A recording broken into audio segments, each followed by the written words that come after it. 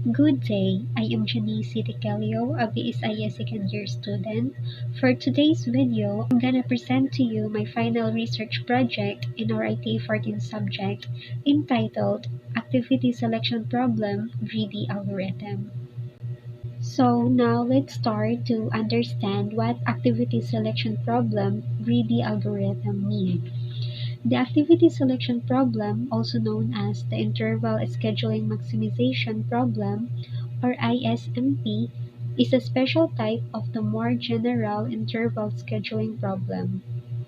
It is an optimization problem which deals with the selection of non-conflicting activities that needs to be executed by a single person or machine in a given time frame.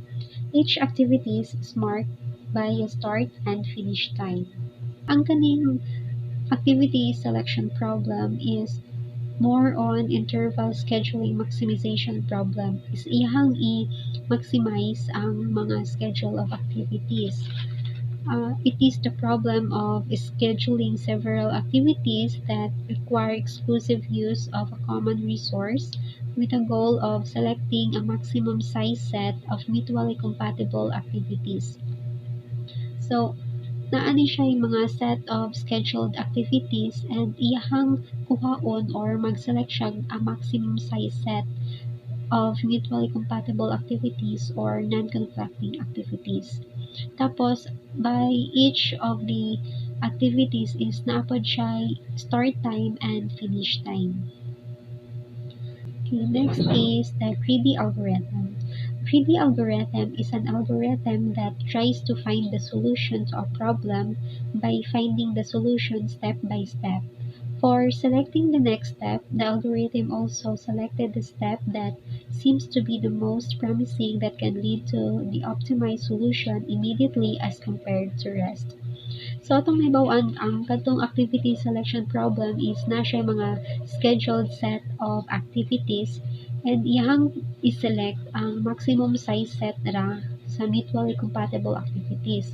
So, ang buhaton ni greedy algorithm is iyang mangita siya solution ato nga problem, which is ang usayang step by step buhaton. So for selecting the next step is iyahang i-select ang kanang ano man ang makaabot siya dito sa optimized solution immediately as compared to rest. Kanang iyahan na compare kung kinsay mas taas sa ila dito og finish time ingana. Some points to note here. It might not be possible to complete all the activities since the timings can collapse. Ang kanina part is ako pa siyang later on ako siyang ma-discuss. And next is the greedy approach can be used to find solutions since we want to maximize the count of activities that can be executed. This approach will greedily choose an activity with earliest finish time at every step, thus yielding an optimal solution. So, kaning greedy approach niya is so mo to ang giingon gaina nga magpili siya kung kinsa ang pinaka-taas og finish time sa every step niya, then mauna siya by doing that is makuha na dahil siya optimal solution which is the largest functional value. Okay, next is greedy approach to the problem. We want to adjust the maximum number of activities to be completed. So, choosing the activity which is going to finish first will leave us maximum time to adjust the later activities. This is basically an intuition that greedily choosing the activity with earliest finish time will give us an optimal solution. So, katong ginon gaina. Next is the activity selection problem, which it gives a resource such as CPU and set of activities such as tasks that want to utilize the resource. Next is the activity I have the starting and finishing time, which can be denoted by starting time and finish time. Kaning isa SI and FI. Then, activity selection problem is to find the maximum size subset A of mutually compatible activities. Input data for the algorithm. capital A, an array which will have all the activities to the optimal solution. So, kanina rin na to, ato na siyang ibutang kung pila tanan ka activities. There na siya ibutang. Then, a small letter A is an array storing the activities numbers. Dira na to siya store kung unsa ang mga activity numbers or pwede po siya activity name. Mabutang siya depende sa example or sa problem. Then S are the arrays of starting times. Dira na to siya ibutang ang mga starting times sa activities numbers. Then F are the arrays of finishing times. Dira na to po ibutang ang mga finishing times sa activities numbers. Output data from the algorithm. A. Append array referring to the solution set containing the maximum number of non-conflicting activities. So, mao na ni siya ang iyang output nga dira na ang mogawas ra is kadtorang mga maximum number of non-conflicting activities or mutually compatible na siya ng mga activities mao ray manggawas.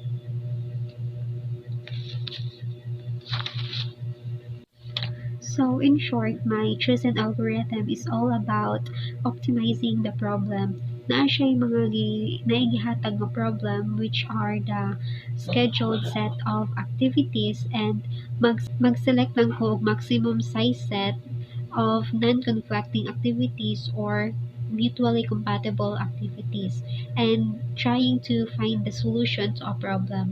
So, mao lang ni siya ang purpose aning algorithm which is akong ma-discuss karon kung unsaon nato pagkuha or pag-solve aning algorithm. So, now, the steps of activity selection problem, greedy algorithm. Following are the steps we will be following to solve the activity selection problem. Step 1. Sort the given activities in ascending order according to their finishing time. Step 2. Select the first activity from sorted array and add the first activity to it. Step 3. Repeat step 4 and 5 for the remaining activities. Step 4. If the start time of the currently selected activity is greater than or equal to the finish time of previously selected activity, then add it to the A append array. Step 5. Select the next activity in A array. Step 6. Print the A append array.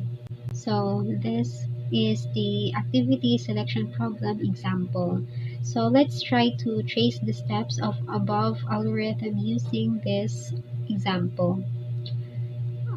Activity and activity numbers, then S starting time, then F is finishing time. So, ato makita is na siya activity which is 1, 2, 3, 4, 5 and napo din sila yung mga respective mark sa iyang starting time and finishing time. So, possible solution would be step 1, sort the given activities in ascending order according to their finishing time.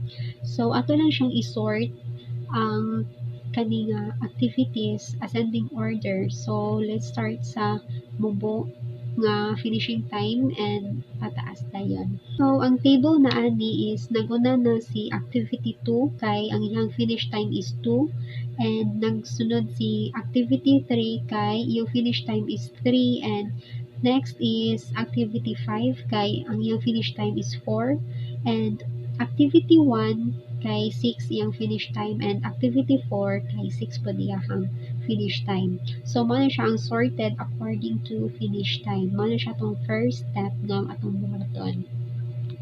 Next is the step 2. Select the first activity from sorted array and add the first activity to it.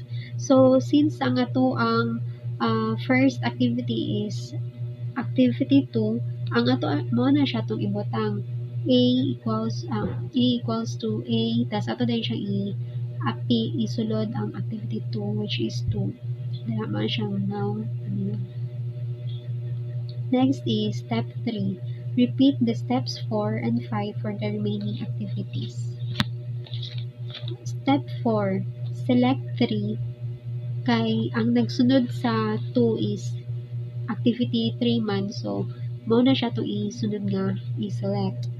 Which is, it is not added to the solution set kay ang starting time sa 3 kay less than man siya sa finishing time sa 2. So, mong dili na to siya ma-add. Next is select 5 kay mamay nang sunod sa 3 since the start time of 5 is equal to the finish time of 3. So, atong i-add ang 5 sa solution set. So, ang kanina siyang mahitabo na A, then, ato na siyang, di ba nag-start tong 2 nga ato ang kanang gi-add sa solution set, then, ang ilang pong kauban is 5.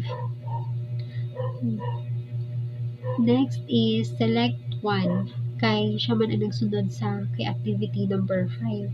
So, since the start time of 1 is equal to the finish time of 5, so 1 will be added to the solution set. Kay ang start time sa 1 kay greater than or equal man siya sa finishing time sa 5. So, thus, ang kauban na karon sa 2 and 5 is nadungagan na siya 1. So, sila na tulo 2, 5, and 1. Okay, next, select 4. So, select 4, it is not added to the solution set since ang starting time of activity 4 kay less than man siya sa finishing time sa 1. So, dili na to siya ma-appeal sa solution set. So, thus, ang ato arang mabutang sa solution set only the activity 2, 5, and 1. Hence, the execution schedule of maximum of non-conflicting activities will be, so kanina yun siyang iyang output, 0, 2, 3, 4, and 4, 6. Okay, next is, mauna ni siya ang activity mo na siyang iyahang table nga atong kuan bitaw ang iyahang timelines, atong i-highlight ang mga activities nga na-select, which is kanang ka-violet siya sa kanisi 2, 5, and 1. So, ang akong gibuhat diri is activity numbers sa ilahang starting time and finish time. Ang gibuhat diri is ako ang siyang merge since the activity 2 is ang iyahang start time is 0 and iyahang finish time is 2. So ako lang gi-merge ang from 0 up to 2. Kana siya. Next is activity 3 since ang iyahang start time is 1 and iyang finish time is 3. So gi-merge pud na ako siya. Kanang merge cells na ito makita dara. Next is activity 5. Ang iyang start time is 3 and iyang finish time is 4. So, nara dira ang naka-place ang 5 sa in-between sa 3 and 4. Next is activity 1. Ang iyang start time is 4 and iyang finish time is 6. So, ito pong makita dira ang naara po siya sa in-between na ko siya ibutang ang 1. Activity 1 iya. Next is activity 4, which is ang iyahang start time is nagsugod sa 1 and iyang finish time is 6. So, dara ako siyang i-merge 1, 2, 6. Therefore, 2, 5, 1 are the violet highlighted activities that were selected. And they simply provide a graph kung unsa ang ato ang mga activities nga na-select. Code for activity selection problem. We need information about the activities to get started. So we will start by passing the arrays containing the starting times and finishing times to our function. Activity selection A, S, F. Here, A is the array storing the activities numbers, S and F are the arrays of starting times and finishing times respectively. So, ang kanitang code for activity selection problem is mao ni siya itong gibuhat gaina, which is katong mga step 1, step 2, Ito siya. Kuha lang ni siyang gipakita kay makatabang man pud ni siya unya if mag-make na ta sa code. So, we are assuming that these arrays are sorted according to the finish time of the activities. We know that we are going to start scheduling the activities by taking the first activity first.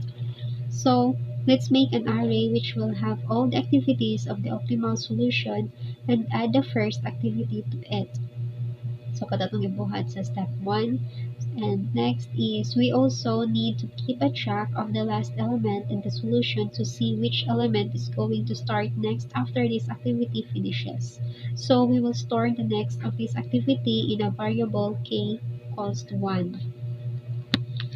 Now, we need to iterate over the activities and choose the next activity, which is finishing first after the completion of first activity. As we have already included the first element, we will start our iteration from the second element for I and 2 to a length. We will find the activity which is going to start next after the last activity in the solution finishes. So, let's first compare it with the current activity in the iteration if starting time greater than or equal to finishing time. If this condition is true, then we will add this activity in our solution. A append and then point k to this k equals to 1. So, mo din na siya itong nasa tong step 4 na atong gibuhat ngayon. Okay, and now this is the activity selection. Ako pa siyang gi-appeal pod kay para ma-shorten ang katong sa code, sa pag-code sa kani activity selection problem. The code is a function that takes an array of integers and returns the sum of all the elements in it. The code starts by declaring two variables, a and k, and then iterates through each element in the array, adding them to a if they are greater than or equal to finish time. The first line declares a variable called a with an empty list as its value. The next line declares a variable called k with a value of 1. The for loop iterates through each element in the array from 2 to length -1. The length is defined as being 3.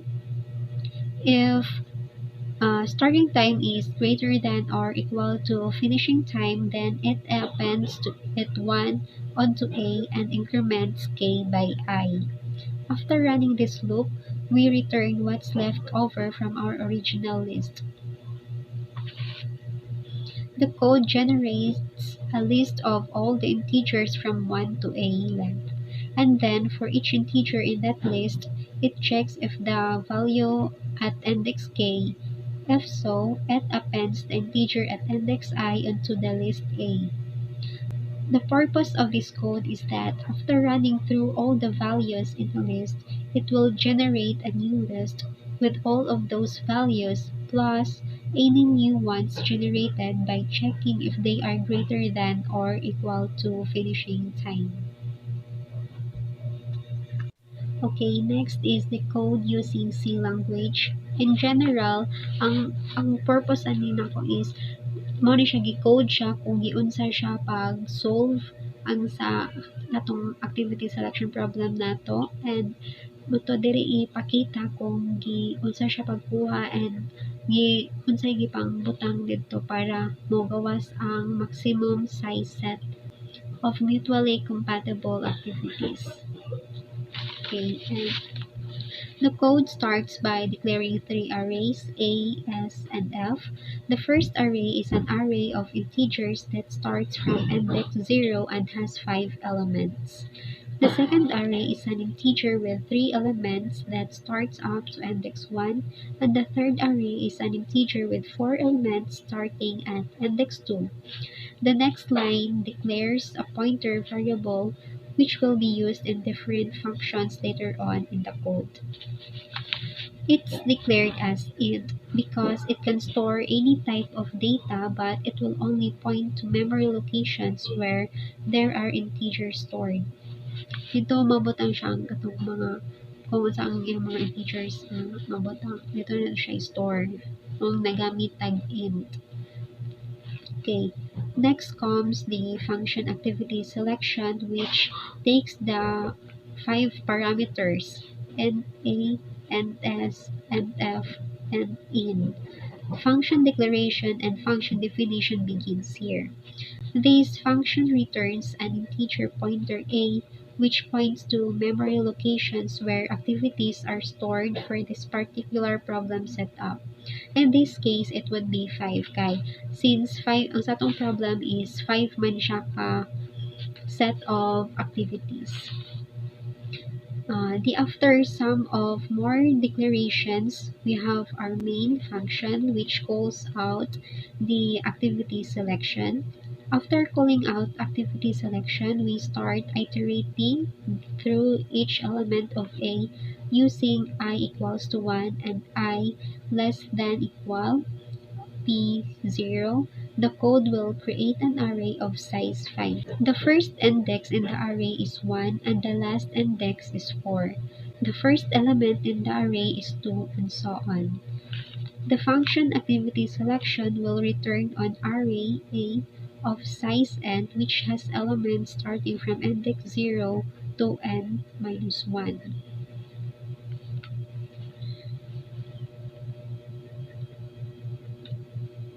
So, ang kanipudeng sa iyahang gitawag ang NA is nag-start siya sa 0 since kato akong gipakita kay nga graph kay naman to siya starting from 0. So, ato siyang i-include po diri sa atong code which is mag-start ang iyahang end activity numbers mag-start siya sa 0, 2, 3, 5, 1, 4 and ang iyahang starting time is so kay 0 man ang iyahang activity number, so 0 po ang iyang starting time as well as ang iyang finishing time. So ang diri ay is gi-start niya is from katong na sort na bitaw nato siya nga code which is atong gibuhat sa step 1. So mag-start na siya sa activity number 2, then so, followed na dahil ang iyang starting time and finish time hangtod sa moabot sa activity 3, 5, 1, and 4.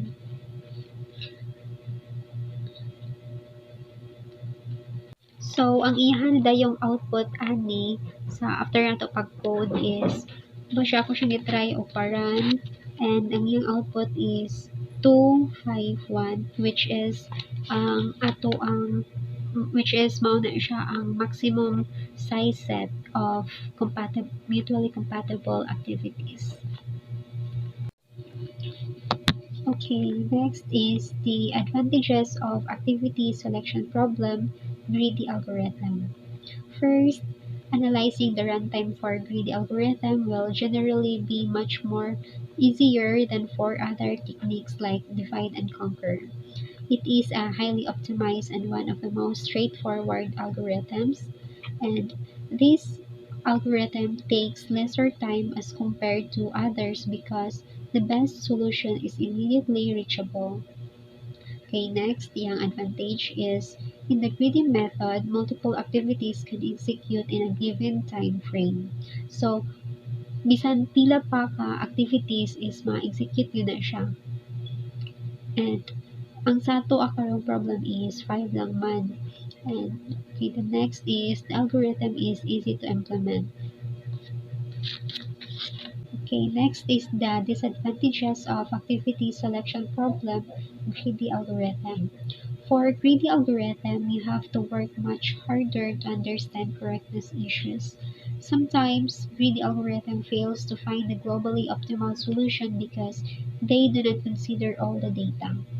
The choice made by a greedy algorithm may depend on choices it has made so far, but it is not aware of future choices it could make. Dili na siya kayo makuha, ma-fail siya kuha sa globally optimal solution niya. The greedy method works by finding the best possible outcome at every step of the algorithm, but this sometimes leads to inaccurate results. Mano siyang giingon kay nga It might not be possible to complete all the activities since their timing can collapse. Mahitabo yun siyang pag mo kuha ta o or makita ta find best possible outcome dito or maximum size set is mahitabo yun siya nga ma-inaccurate results ang magawas. Dili siya bisakto, ma-feel siya sa mo siya yung maka-disadvantage.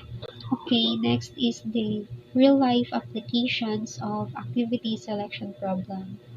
Following are some of the real-life application of this problem. Scheduling multiple competing events in a room such that each event has its own start and end time.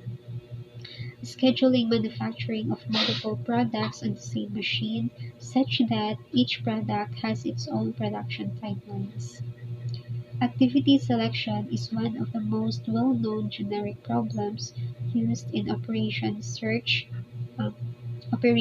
research for dealing with real-life business problems. Okay, next is the time complexity table. Time complexity and also the explanation. Okay, general is 0 n. The time complexity is 0 n because the outer loop runs n times and the inner loop runs n1 times. Best case, 0 n. The best case is when the first activity is selected. So, may mo siyang best case if ang first activity is ma-select siya.